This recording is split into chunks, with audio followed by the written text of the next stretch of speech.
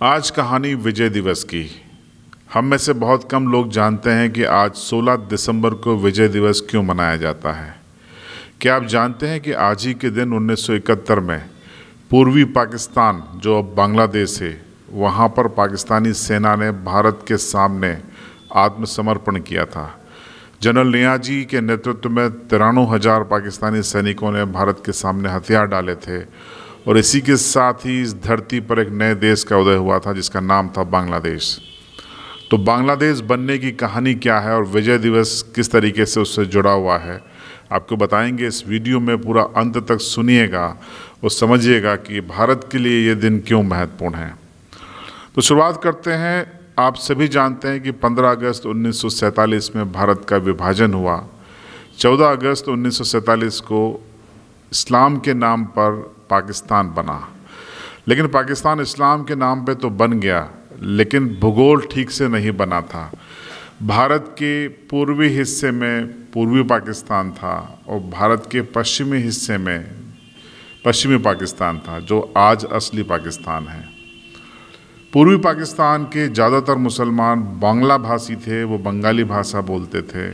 वहाँ की महिलाएं साड़ी पहनती थीं, सिंदूर लगाती थीं, चूड़ियाँ पहनती थी, लेकिन वो इस्लाम को मानने वाले थे। वो मस्जिदों में जाते थे, वो नमाज पढ़ते थे, सारी धार्मिक गतिविधियाँ उनके इस्लाम के हिसाब से होती थी।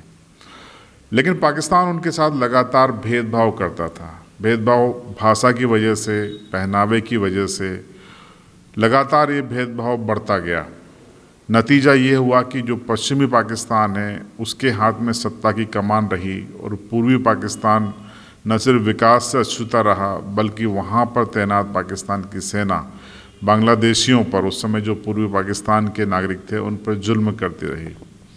जब लगातार तनाव बढ़ा, इसी बीच 1970 में आज के बांग्लादेश के बहुत बड़े नेता शेख मुजीबुर रहमान ने अवामी लीग नाम की एक पार्टी की स्थापना की। 1970 में पाकिस्तान में आम चुनाव हुए और अवामी लीग ने बहुमत हासिल किया। लेकिन बात जब मुजीबुर रहमान को पाकिस्तान का प्रधानमंत्री बनाने की आई तो पश्चिमी पाकिस्तान के सत्ताधीशों ने इनकार कर दिया और जनता के चुने हुए शेख मुजीबुर रहमान को जेल में डाल दिया गया। यहीं से शुरुआत होती है बांग्लादेश के बनने की और हमारे विजय दिवस की। इसके बाद लगातार पूर्वी बांग्लादेश के लोग पाकिस्तान से चिढ़ने लगे, वहाँ प्रदर्शन होने लगे, हिंसा होने लगी और इस पूरी हिंसा का पाकिस्तान बर्बरतापूर्वक दमन करना शुरू कर दिया। 1971 में राष्ट्रपति याह खान ने जनरल टिक्का खान को पूर्वी पाकिस्तान का प्रमुख बनाकर भेजा और जनरल टिक्का खान ने मामले को संभालने की बजाय ऑपरेशन सर्च लाइट शुरू किया। 25 मार्च 1971 का वो दिन था जब ऑपरेशन सर्च लाइट की शुरुआत की गई थी और इस ऑपरेशन सर्च लाइट में बड़ी तादाद में बांग्लादेशी मुसलमानों को मौत के घाट उतारा जाने लगा। बांग्लादेश की महिलाएं बलात्कार का शिकार हुईं। आज भी जब बांग्लादेश में कोई जेसीबी से ज़मीन खोदी जाती है तो सामूहिक कब्रें निकलती हैं जिनमें बांग्लादेशी मुसलमानों के कंकाल होते हैं। ये अफसोस की बात है कि इस्लाम के नाम पे पाकिस्तान बना था और उसने 30 लाख से ज़्यादा मुसलमानों की पूर्वी पाकिस्तान में हत्या कर दी, सिर्फ इसलिए क्योंकि वहाँ के मुस्लिम बांग्ला भाषी थे। इस पूरे मामले पे जब लगातार मानवाधिकारों का हनन होता रहा तो भारत ने आवाज़ उठानी शुरू की। भारत को आवाज़ इसलिए उठानी पड़ी क्योंकि इंदिरा गांधी उस समय भारत की प्रधानमंत्री हुआ करती थी। 1965 का भारत पाकिस्तान के जंग के ज़ख्म ताज़ा थे और पाकिस्तान की वादा खिलाफी भी हमारे सामने थी। जब पूर्वी पाकिस्तान में पाकिस्तानी सेना के जुल्म बढ़े ऑपरेशन सर्च लाइट के तहत, तो बड़ी तादाद में बांग्लादेश के मुसलमान भारत की ओर रुख करने लगे। करीबन 80 लाख से ज़्यादा बांग्लादेशी मुस्लिम जो उस समय पूर्वी पाकिस्तान के नागरिक थे, वो भारत में आ गए और तब भारत को लगा कि ये समस्या भारत में बड़ी हो जाएगी क्योंकि एक दूसरे देश के नागरिक हमारे यहाँ आ रहे हैं, उनको हम कैसे संभालेंगे। तब भारत ने अंतर्राष्ट्रीय मंच पर इस मामले को उठाना शुरू किया। लेकिन दुनिया के कई देश, जिसमें ताकतवर देश अमेरिका और पश्चिमी देश थे, वो उस समय पाकिस्तान के साथ खड़े थे।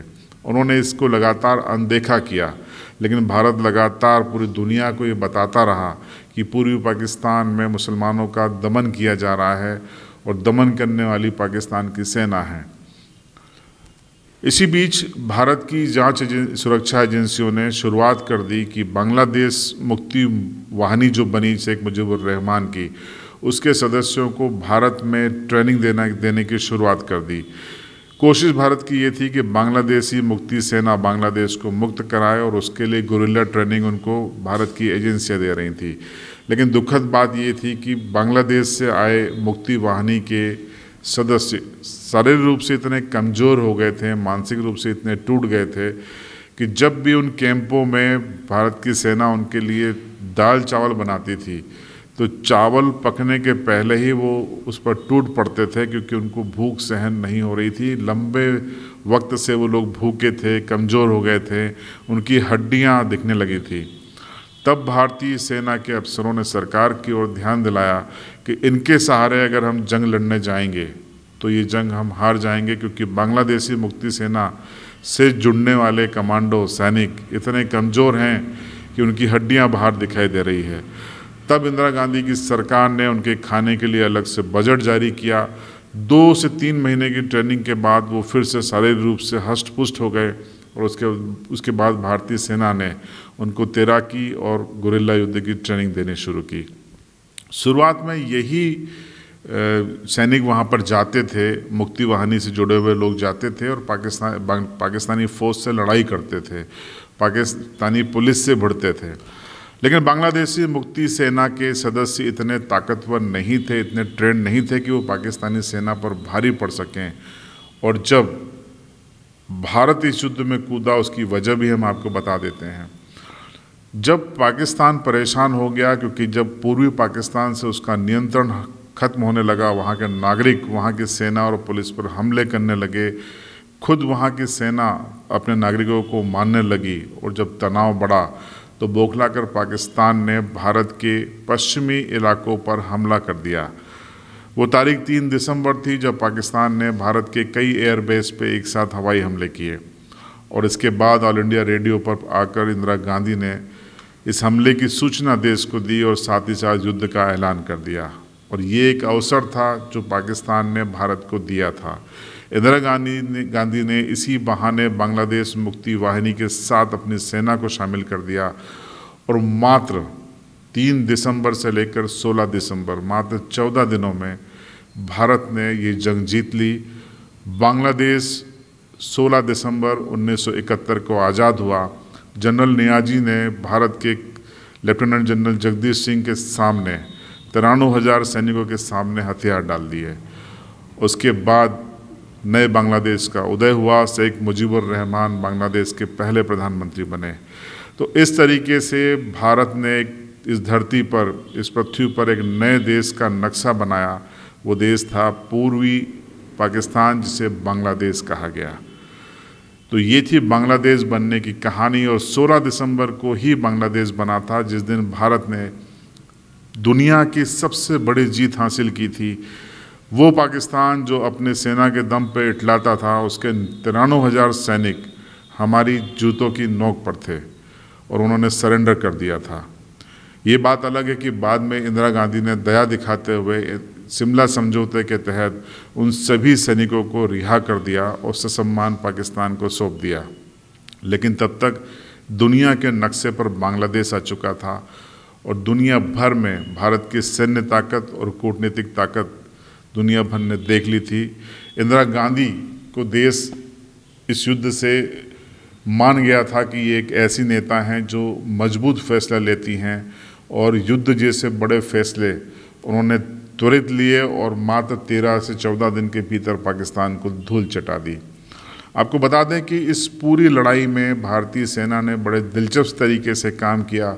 जब बांग्लादेश के 4 बंदरगाहों पर हमला करना था तो ट्रेनिंग दी गई थी बांग्लादेश मुक्ति वाहिनी के लोगों को, और ट्रेनिंग में उनको कहा गया था कि आपको इन 4 बंदरगाहों पर खड़े पाकिस्तानी नौसेना के जहाज़ों को ब्लास्ट करना है, और आप जाकर किस समय वहाँ पर माइंस लगाएंगे पानी के अंदर जाकर, उसके लिए कोड तय किया गया था कि कोलकाता के आकाशवाणी केंद्र से सुबह 6 बजे एक प्रसारण किया गया जो बांग्ला भाषा में था, और वो एक तरह से कोड था। इस प्रसारण को सुनने के बाद आपको ये माइंस लगानी है।